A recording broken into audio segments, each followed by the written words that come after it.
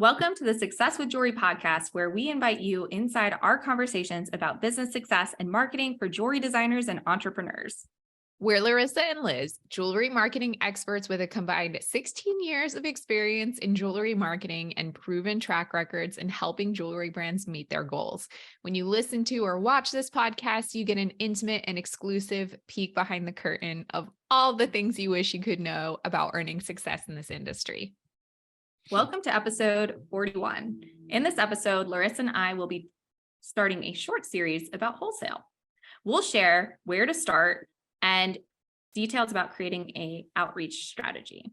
We also want to tell you about our insider community. When you join now through July 4th only, it's $5 a month, and you'll have access to extended episodes full of tips that you can start implementing today, and further resources about each topic we discuss.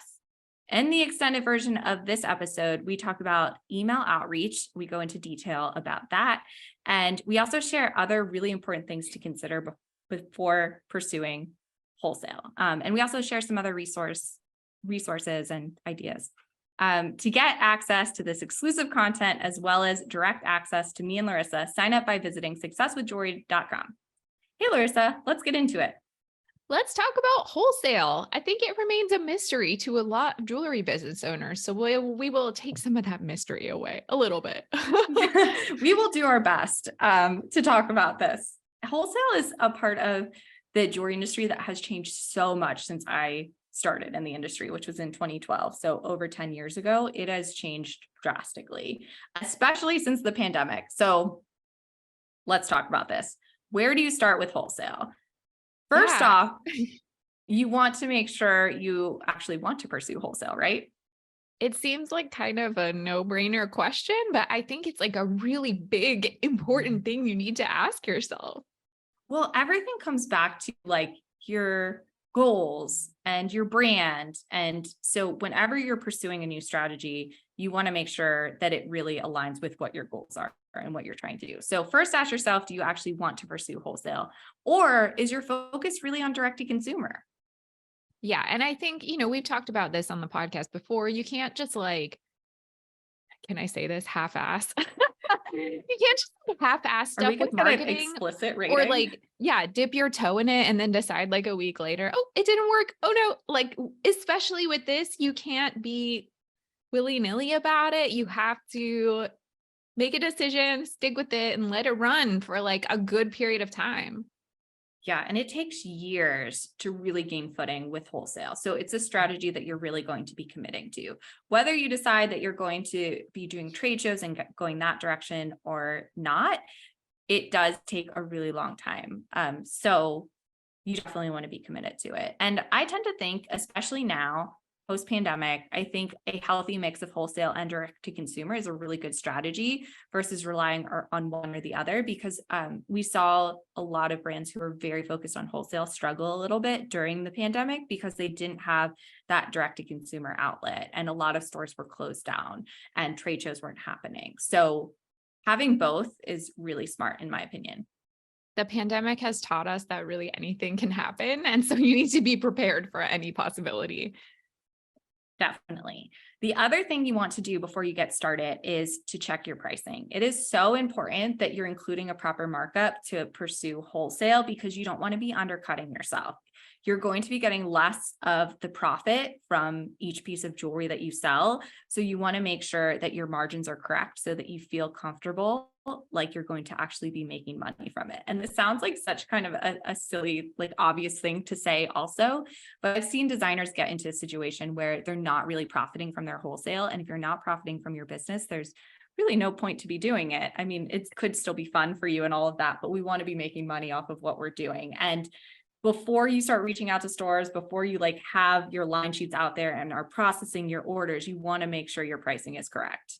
The other thing you want to think about is merchandising.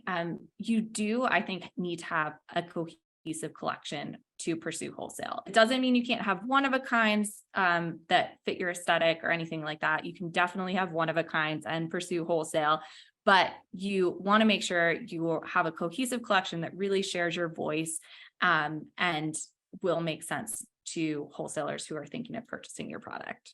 Yeah, you got to think from that retailer's perspective. How are they going to merchandise it in their store? How is it going to like make sense to them and their customers? And having that cohesion will really help with that. Yeah, being clear on your brand is so important in kind of everything you do, but also being clear when you're, pursuing wholesale as well, because the clearer you are with the buyer, the clearer they'll be able to be with their end consumer. And same goes for how you're sharing and presenting your collection. The other thing you want to make sure is all in line before you get started is your operations. So make sure that you are set up and ready to fill orders, that your production's in line, that you have all of your operations in place before you start taking orders.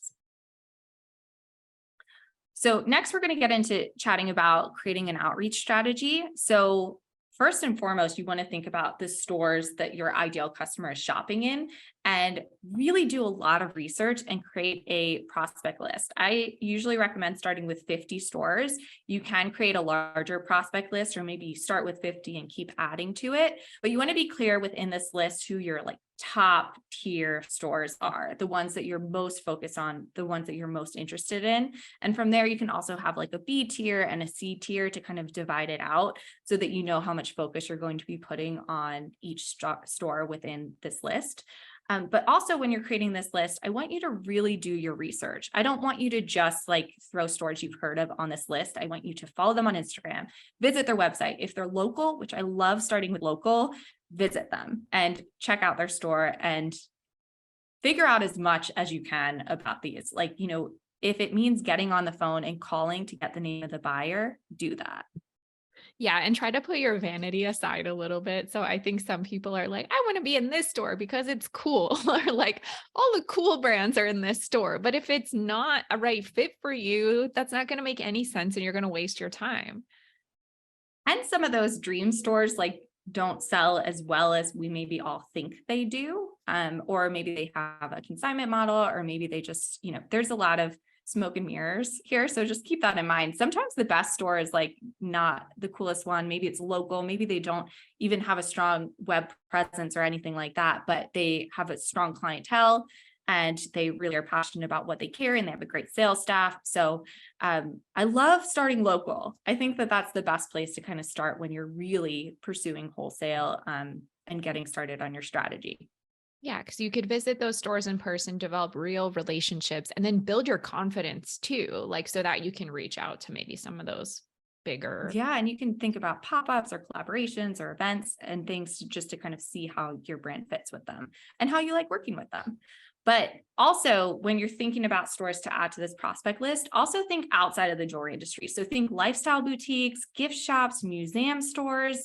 And when you're really kind of doing this research, I love looking at smaller markets and really digging into a region. So perhaps looking at Asheville, North Carolina, and seeing what jewelry stores are available or what stores that carry jewelry are there, and seeing which ones could be a good fit to add to your prospect list.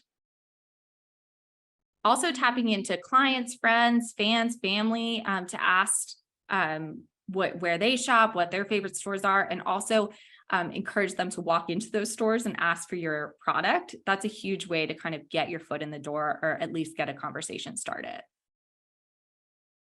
And really what this outreach strategy is focusing on building relationships. And you want to slowly build them over time, conversation by conversation, until it leads to that opportunity where you're able to work together. Yeah, shift your mindset out of this being like a chore or work and make it more fun for you by, like Liz said, focus on the relationship. Again, in the bonus episode, we share resources, more information about email outreach, and things to consider before pursuing a wholesale strategy.